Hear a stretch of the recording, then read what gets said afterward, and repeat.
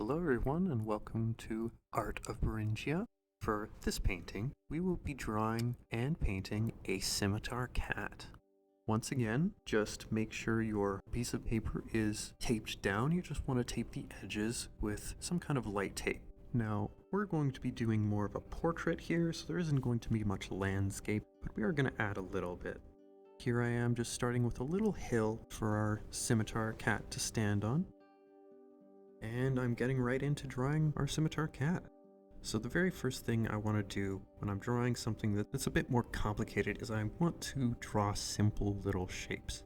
So you can see for the body, I just drew a really big oval. I added another circle for the head and some more circles for the arms and legs. Now you can see I'm kind of erasing things as I go and moving things around. You don't have to worry about doing that too much since you're working off the grid drawing.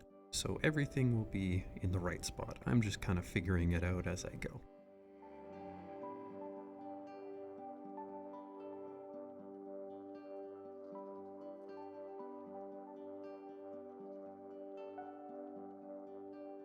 I'm adding little ears to our drawing here and kind of erasing our legs. Well, erasing and cleaning them up, rather.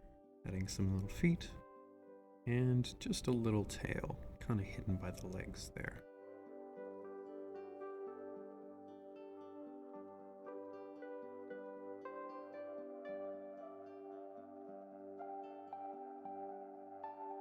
Now you've probably all heard of saber-tooth cats. Scimitar cats are a little bit like their distant cousins.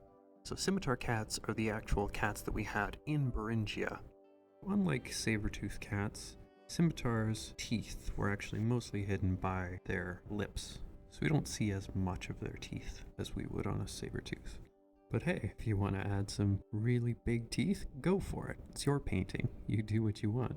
I'm just adding a few little spots and stripes to our scimitar just to give him some more detail in his fur, and a couple little mountains in the background.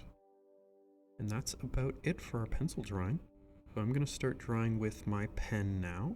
Just make sure if you're drawing with your pen before painting, make sure that it's a waterproof ink, because if it isn't and you add water, it'll bleed all over and get really messy. If you don't have a waterproof pen, that's okay. You can just make sure your pencil lines are really neat and pretty, paint on that, and then you can draw over that dry paint with your pen afterwards, and it'll work out just fine.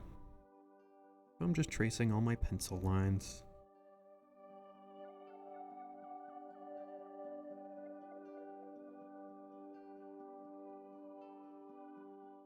And I don't necessarily have to follow the pencil lines exactly. I can do some different things a little bit.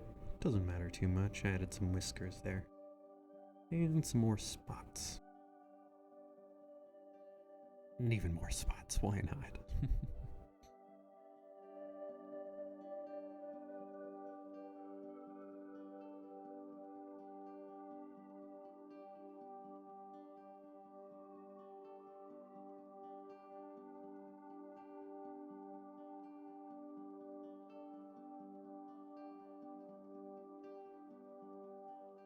And I'm just erasing my pencil lines underneath the pen just to make it nice and neat. Of course, if you're waiting to draw with your pen until after the painting, you'll just want to erase those grid lines. And I added some water here before I started adding paint, just so that when I do add the paint, it'll spread really well. So I'm spreading that around and it's a nice even blue.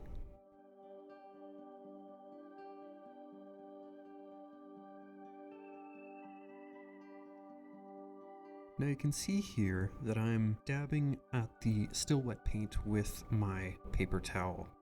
So I'm doing that just to lift some of the paint off of the paper and kind of make some little clouds. They're really subtle, so you can't see them very well, but that's okay. Now I'm adding some of our background mountains and grasslands, and I'm just doing that with a mixture of green and maybe a little bit of yellow. I'm being careful not to paint my scimitar cat green, but no worries, watercolor spreads a lot, so you can just use your paper towel to dab away at any little spots that started to get into where you didn't want it to go.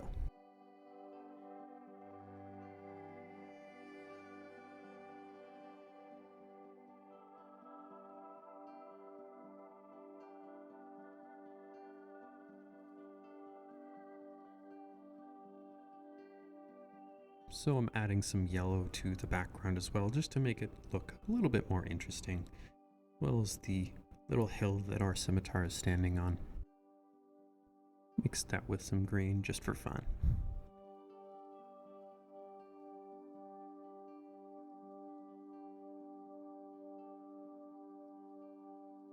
And we're starting on our scimitar. So I'm mostly using that yellow again.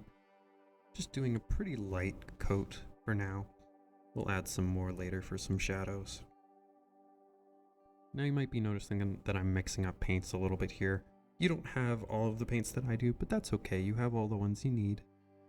So in your case, you can just wait until your paint dries and then add another coat of that yellow, and that'll give you what look like shadows.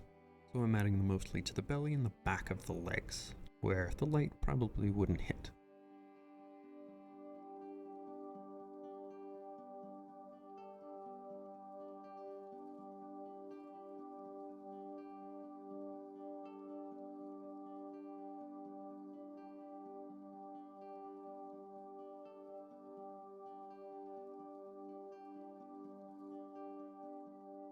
Now I mix up some gray here because I don't have gray myself, but you do, so you can just use that. And I'm just adding some rocks and stuff on the little hill, just for some little extra detail. And I'm adding another layer of green onto that dry paint that's on the hill, just to make some shadows of our scimitar on the ground.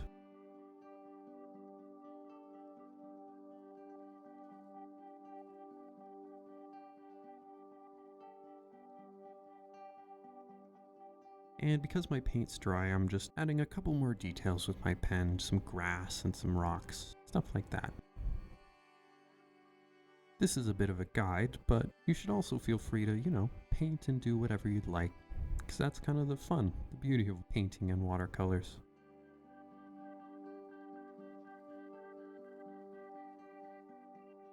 Okay, so I'm just about finished, so I'm just pulling off our tape, being really careful not to rip the paper. And there we are, we're done. So I hope you enjoyed. You did an awesome job following along, and I'd love to see some of your work. So if you want to send it to us on one of our social medias like Facebook or Twitter, you can ask your parents to help you with that. We'd love to see it. Okay, thanks for following along. Have a great day.